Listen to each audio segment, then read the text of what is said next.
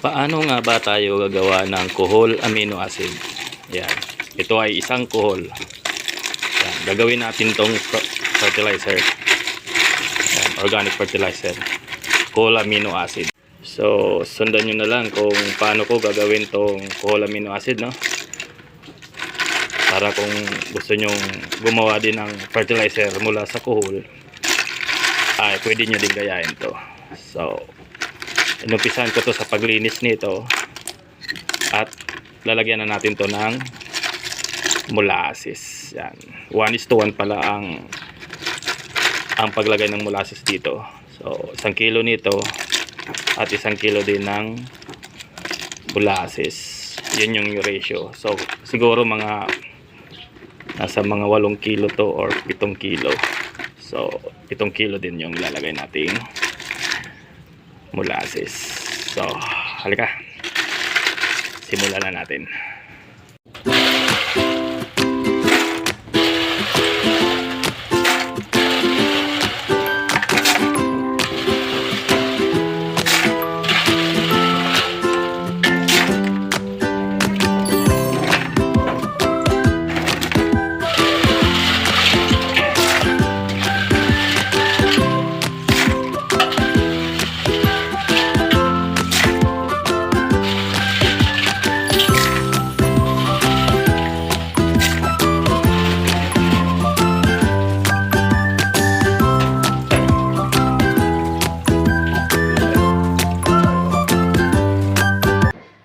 So ito yung gagamitin natin mga materyales, no, sa ating paggawa ng kohol amino acid. So yung timbangan para sa kohol at sa molasses. Syempre yung kohol, napaka-importanting material, at pantali, pantakip, at yung lalagyan natin ng container para sa pag-ferment natin ng kohol. So yan. At itong molasses, yan. Ito pala molasses na to ay binigay ng Department of Agriculture sa local government ng Libmanan. So, yan. So, simulan na natin ang paggawa ng kohol amino acid. So, let's go. So, 4 na kilo yung kohol, no? Binawasan na natin kasi yan kanina. Tama na itong 4 na kilo lang. So, 4 na kilo at magkikilo din tayo ng 4 na kilo molasses.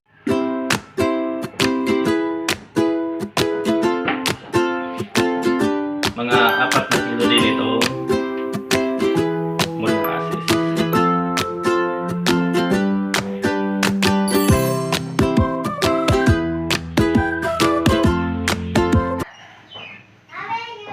So ayan, halos mag-4 na kilo na.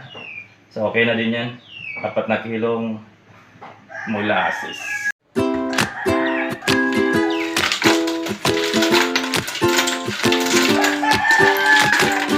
So ayan, ilalagay lang natin ito dito sa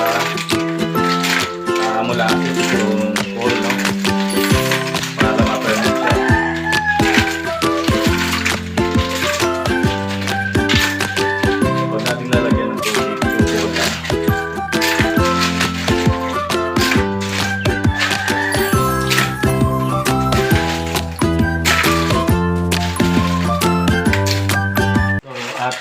Ihaalo natin ito sa molasses ng yung kohol.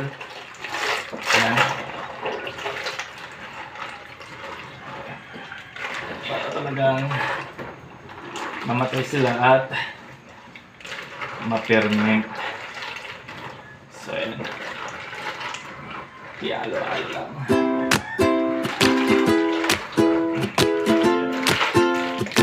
So okay na yan. Dahil lubog naman sila sa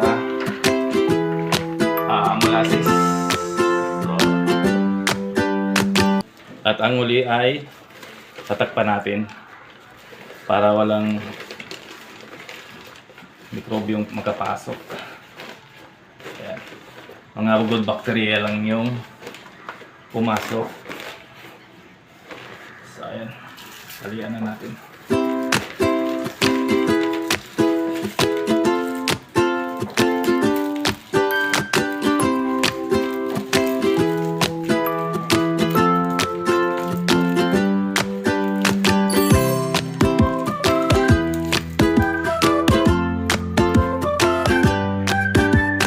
So ito yung huli nating ginawa no, sa whole amino acid. So maglagay na tayo ng date kung kailan natin ginawa at kung kailan natin i-harvest.